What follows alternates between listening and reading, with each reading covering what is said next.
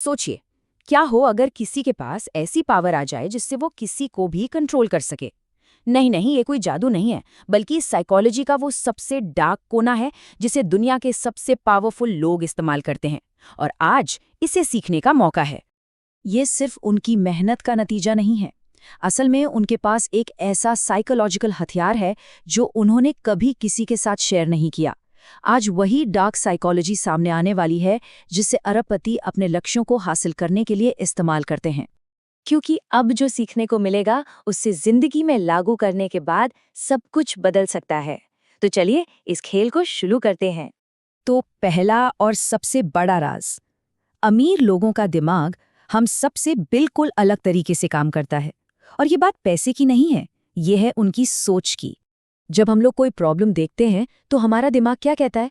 अरे ये तो मुश्किल है, इससे दूर रहो। लेकिन वो 1% लोग सोचते हैं, यहाँ एक मौका है, मैं अंदर जा रहा हूँ। बस यही वो पहला फर्क है जो 99% को उस 1% से अलग कर देता है।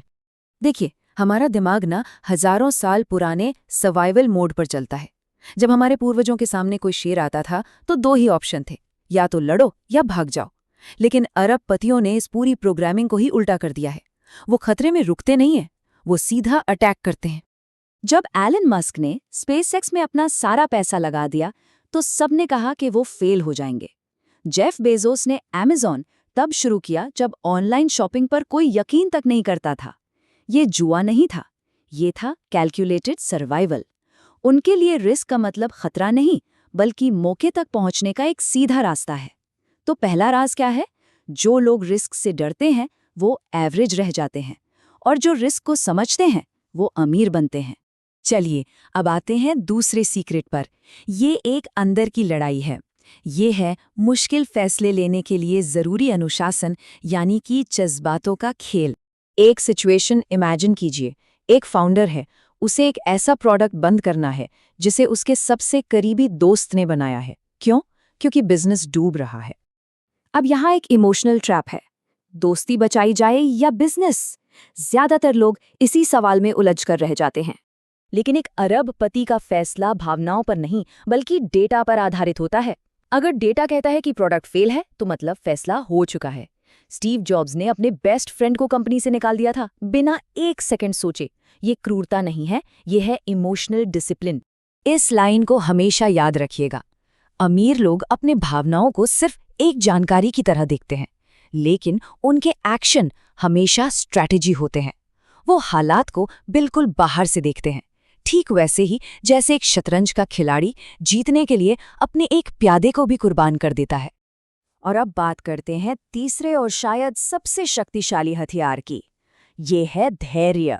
ये लोग समय को एक हथियार की तरह इस्तेमाल करते हैं। पता है, 1960s के दशक में स्टैनफोर्ड यूनिवर्सिटी में एक बहुत मशहूर एक्सपेरिमेंट हुआ था, द मार्शमेलो टेस्ट। बच्चों को एक मार्शमेलो दिया गया और कहा गया, अगर 15 मिनट इंतजार करोगे तो तुम्हें 2 मिलेंगे। आपको पता है क्या हुआ? जिन बच्चों ने इंतजार किया वो जिंदगी में ज्यादा कामयाब हुए। अमीर लोग बिल्कुल यही करते हैं। वो आज की लग्जरी को 10 साल बाद के बड़े रिजल्ट के लिए कुर्बान कर देते हैं।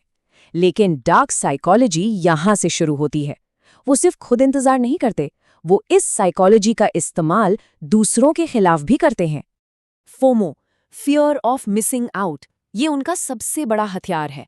लिमिटेड टाइम ऑफर्स, सिर्फ 3 सीटें बची हैं, ये सेल आज रात तक ही है। ये सब क्या है? ये सब फोमो ट्रिगर्स हैं। जब कोई भी जज्बाती होकर फैसला करता है तो वो प्रॉफिट कमाते हैं। अमीर लोग फोमो क्रिएट करते हैं और खुद कभी फोमो महसूस नहीं करते। यही 1% और 99% का फर्क है। तो हमने उनकी अंदरूनी सोच को तो समझ लिया।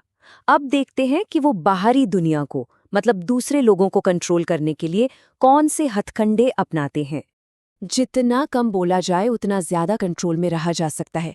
पता है, लोग सोचते हैं कि बातचीत में जो बोल रहा है वो ज्यादा पावरफुल है, लेकिन असली ताकत तो उसके पास होती है जो सुनना और चुप रहना जानता है। जब कोई चुप रहता है तो सामने वाला असहज हो जाता है, अनकंफर्टेबल। और इंसान की आदत होती है कि वो खामोशी को भरने के लिए कुछ ना कुछ बोलता ही है।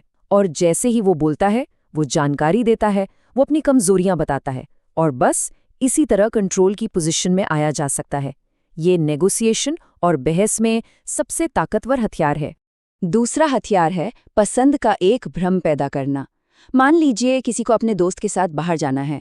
अगर पूछा जाए बाहर चलें तो जवाब ना भी हो सकता है, लेकिन अगर पूछा जाए पिज्जा हट चलें या डोमिनोज, अब खेल बदल गया। सामने वाले को लग रहा है कि वो खुद फैसला कर रहा है, लेकिन असल में उसकी चॉइस को लिमिट कर दिया गया है। बड़े बड़े ब्रांड्स और पॉलिटिशियंस इसी ट्रिक का इस्तेमाल करते हैं। तो अब तक जो भी सीखा उसे एक्शन में बदलने का समय आ गया है। ये हैं वो आखिरी नियम जो किसी के भी पर्सनल प्लेबुक बन सकते हैं। पहला नियम, हमेशा सीखते रहो। गरीब मानसिकता वाले सोचते हैं कि उन्हें सब पता है, अमीर लोग हमेशा स्टूडेंट बने रहते हैं। दूसरा नियम, बोलो कम सुनो ज्यादा, क्योंकि जानकारी ही असली ताकत है। और तीसरा नियम, पैसे के लिए सिस्टम बनाओ। पैसा आपके लिए काम करना चाहिए, आप पैसे के लिए नहीं। तो अब आखिरी सवाल, ये सारी जानकारी जानने के बाद ये सोचना जरूरी है कि एक इंसान का दिमाग उसकी सबसे बड़ी ताकत है या फिर उसकी सबसे बड़ी कमजोरी।